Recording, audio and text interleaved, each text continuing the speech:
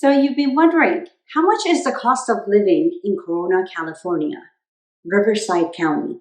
In this video, you're going to learn all about that. Stay tuned.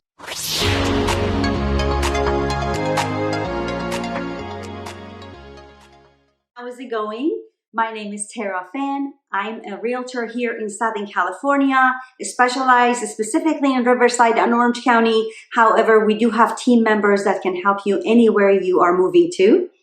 If this is the first time you're watching our YouTube channel and you want to learn more about cost of living, pros and cons, the good, bad, and the ugly, go ahead and smash that subscribe and bell so that you can get notified every time we do a new video for you. We do have dozens of people that contact us because they want to relocate here. Go ahead and call, text, email us anytime, day, night, weekends. We've got your back. And we would love to assist you with purchasing a home here. Wait until the end of the video because I do have, besides the cost of living, some new entertainment things that you can do here in Southern California as well. So Corona is in Riverside County. Specifically, the city of Corona is the border of Riverside and Orange County.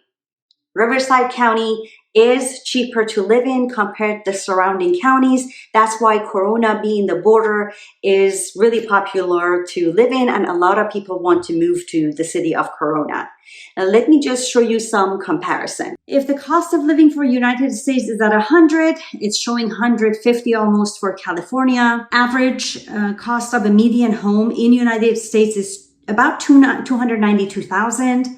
In California, it's showing $685,000. However, in Corona right now, homes, the median price is about $625,000. Divide up Corona into three sections: North, Middle, and South. South Corona is the newest part of Corona. North Corona is where I moved into my very first home in 1997. Middle part would be the historic downtown area. There's actually a road, which is a perfect circle shape, going right around the downtown area called Grand Boulevard, and it's about a half a mile.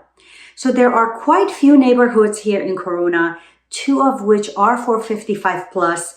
There's Trilogy Community and the newer one called Tremor Community. They're both in South Corona. They're both on 15 South. Let's talk about taxes. Property taxes in Riverside County are about 1%. However, you got to really be careful when buying a home because of homeowners association and what's called the Mello-Roos.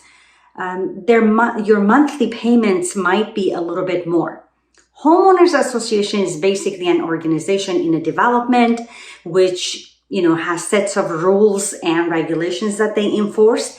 So I have seen homeowners associations as low as $25 to high 300s, where you usually pay that in mobile home parks, manufactured parks, condominiums. I like homeowners association if it's a reasonable price because I have lived in areas without it. If you don't want to see a neighbor's Christmas lights, for example, be hanging all year round, or the trash cans be out all week, RVs, boats parked everywhere, homeowners associations has set of rules that prevents all that. Let's talk about Mello-Roos. Special tax assessments that the district added on to the property, basically paying for infrastructures and services, extra services. Let's say the Mello-Roos pays for better schools, maybe even more police in the area. So depending on how much it adds on, you can decide whether you want to buy a home in that area or not. Let's move on to utilities and the costs. Southern California Edison and gas and water. Edison for electricity, basically the hottest months here is between July and October. That's when it could get as high as 110, 115 in worst case scenarios. We do run the AC all the time, and depending on whether you have a pool that's running or not, you could be paying from $200 to $500 a month just for electricity. For gas, same thing. Just a few months out of the year, it's really cold here. Depending on where you come from, this is going to sound really silly, but we are very spoiled in California. Cold, early in the mornings, evenings, it gets in the low 30s, worst case scenario. And during the day, really 50s and 60s is cold to us. So few months, probably from December, January, really until February, March, the heater might be running. They did increase the prices in January of 2022. They actually tripled the prices. So right now, the average when it's cold outside is around $100, possibly towards the $150. The rest of the year, it's very cheap. It's reasonable. Water, the city of Corona charges for water, which is combined with the waste management company, which is for our trash recycler and sewer.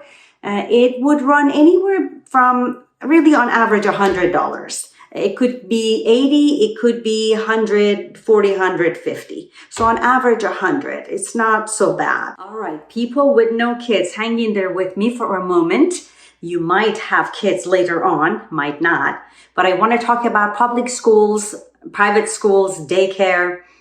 They are expensive. Public school is, of course, free. Actually, Corona Norco School District is one of the higher ranked school districts in the state. So your kids will be in great hands. However, if you do decide for the kids to go to private school, there are quite a few private schools here in the city. I would want to say on average, depending on they go part-time, full-time, it's about $1,000 a month. Also, daycare can be very expensive for the little ones. I know infants are more. My niece, who had two little boys, an infant and a toddler, she was paying $1,200 a month for the infant, $2,000 a month for her toddler. There are, of course, always alternatives. You can join the Moms Club. I know on Yelp, you can see different places where moms actually stay home with their own kids and want to take care of more kids. There might be more reasonable prices for that. Driving, I would say, in California is more expensive than the rest of the nation.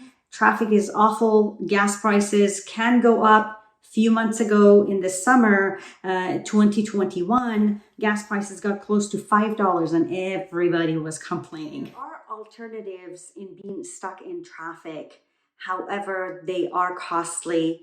One of them is called the toll road. And on a daily average, probably about $4 or $5 going and coming back.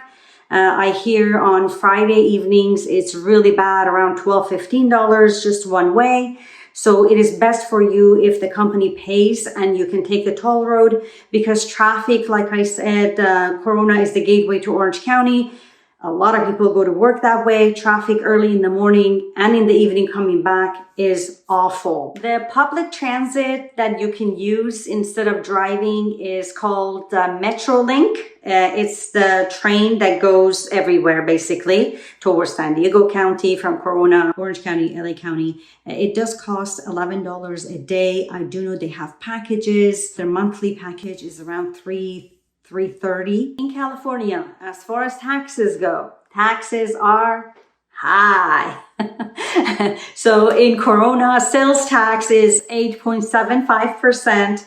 Some other areas in Riverside County are 7.75, so it's 1% more. I know income tax is capped at 12.3% in California. If you're making around 150,000, it's probably around 9 to 10%. So it is on the high side. The beautiful beaches down from San Diego County all the way to LA County. Anytime, really, it would only take about half an hour to an hour and a half to be at the beach enjoying the beautiful weather, and there are so many different activities you can do at the beach, of course. Let's talk about one of my favorite activities here in the city that doesn't cost you anything. I highly recommend, if you are into hiking, join what's called a meetup.com. Meetup, one word. And just basically you create a free account and you can join many different hiking groups. One of them has a funny name. It has a lot of members. It's called the Lazy Ass Hiking. If you join that hike, there are few different organizers that do live in Corona, and you can meet new friends. Most popular hiking trail is in South Corona on Foothill. Foothill turns into Green River. It's called the Skyline Trail. People meet at the trailhead on Tuesday, Thursday nights at 6 p.m. and they're usually back down by 8 o'clock. So it is a couple of hours. It's about 5 miles hike. Really, really enjoyable. Within Skyline, there is a couple of other hikes, the Tin Mine, the Hagador, which is just beautiful. You forget you are in the city of Corona. People usually hike that during the summer because there's more daylight. It's a single trail, really gorgeous. There is a Monday evening hike as well at 6 p.m. It's called the Fresno Trail, which is on Green River right before you hit the 91 freeway. So I love hiking just because it just makes you feel amazing after you come back. And like I mentioned, you can find many, many friends. If you're into golfing, the city has many different golf courses. One of the favorite of mine is Eagle Glen Golf Course. The reason I love it is because it's really pretty. There is a hill in the backside of it where one of the hiking groups hikes the very last Sunday of each month. They go from 7 to 9 a.m. on a Sunday, and then they get back to the golf course. There is a restaurant which we have breakfast and coffee, and breakfast is amazing there. Glen Iview Spa is also in South Corona, another place where you can really spend the day. They have daily rates, weekend rates are different. There is many pools and spas. All Corona's schools are great. Some are better than others. There are many activities in the city as far as soccer, swim, whatever your kids might be into. Lots of parks in the city. There is lots of theme parks that you can drive to. Disneyland, Knott's Berry Farm, Universal Studios, Six Flags, SeaWorld, and San Diego Zoo, both in San Diego. Also in San Diego, the Safari Park, one of my favorites. Hope this video gives you some information depending on your lifestyle and your budget, whether you want to be close to the beach or close to the desert. We can help you move out here.